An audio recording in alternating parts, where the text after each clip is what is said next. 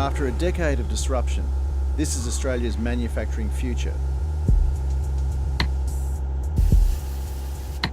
In a tiny Western Sydney warehouse, steel parts are being custom made using an array of high-tech, fully computerised machines. These 7-tonne cylinders will soon form part of a massive mining conveyor belt in Western Australia. Hey Lordy, how are you?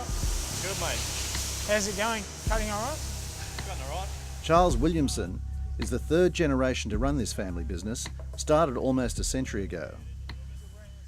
We're quite lean at the moment because things are so down and flat, and our turnover has greatly dropped because of the mining industry being almost non-existent now. Cheers! Cheers!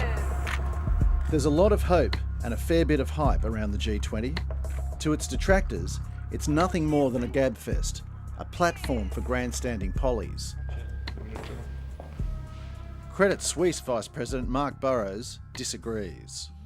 Without the G20, without the meetings that took place post-Lehman, we mightn't be sitting here chatting.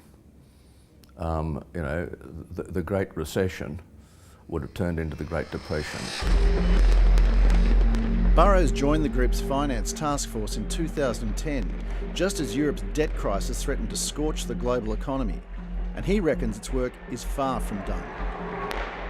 I think it has an even more important role to play, given the imbalances, given the issues to do with trade, given the issues of unemployment, given the low growth.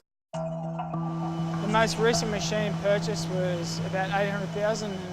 Growth, or the lack of it, is what keeps Charles Williamson awake at night. His company was belted by the high dollar, and now the sudden end of the mining boom has punched a hole in his income. He's halved his workforce, mostly by not replacing those who leave, but those remaining are hurting too.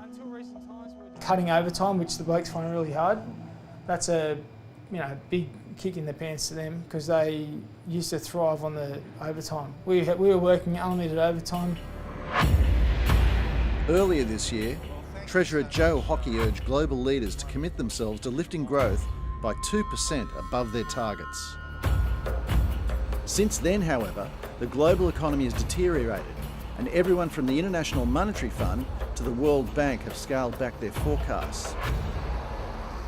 The outlook in Europe is abysmal. There is actually no demand, right? Growth in China is questionable.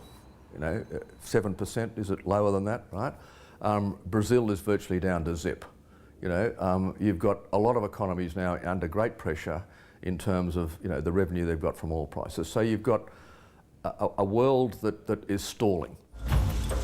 The problem is that of the trillions of dollars pumped into the global economy since the GFC, the bulk has been used for speculation, not real production. Look at Wall Street. It's been punching new records all year.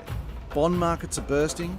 Property prices from London to Sydney and Melbourne have gone into orbit. All silent! So congratulations! One shouldn't confuse that with economic euphoria. You'd ask them the question, is the crisis past? If you're one of the unemployed long-term in the United States, which is a country recovering, they don't think the crisis is past. If you look at the stress tests that have just gone on the European banks, the crisis hasn't passed.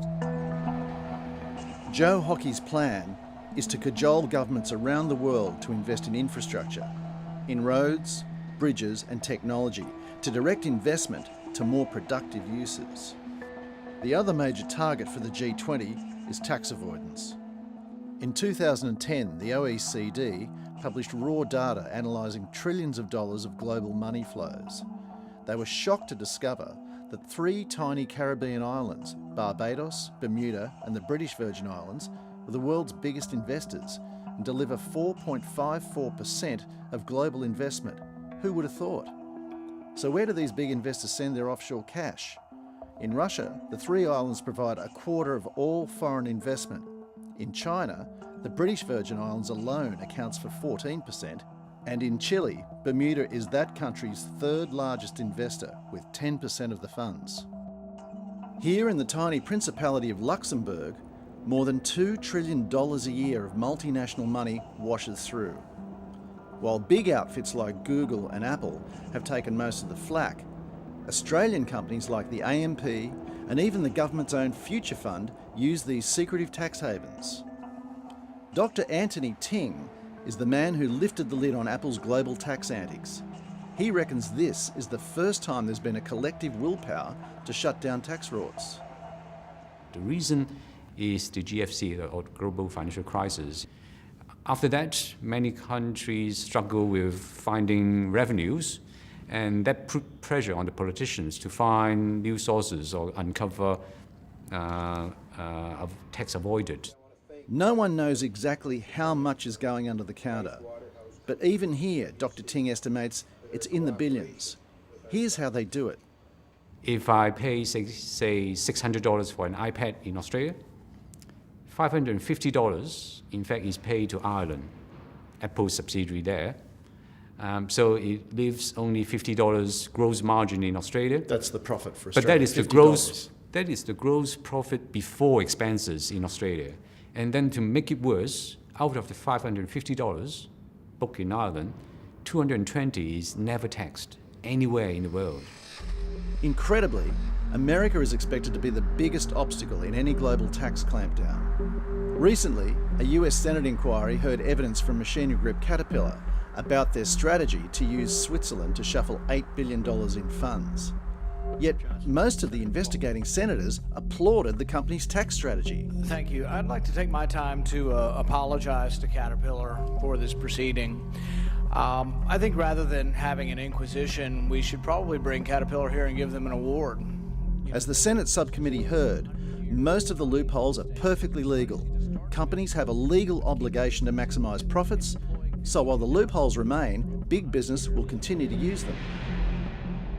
But of course, tax avoid means less tax revenue for the government to build roads, schools and hospitals.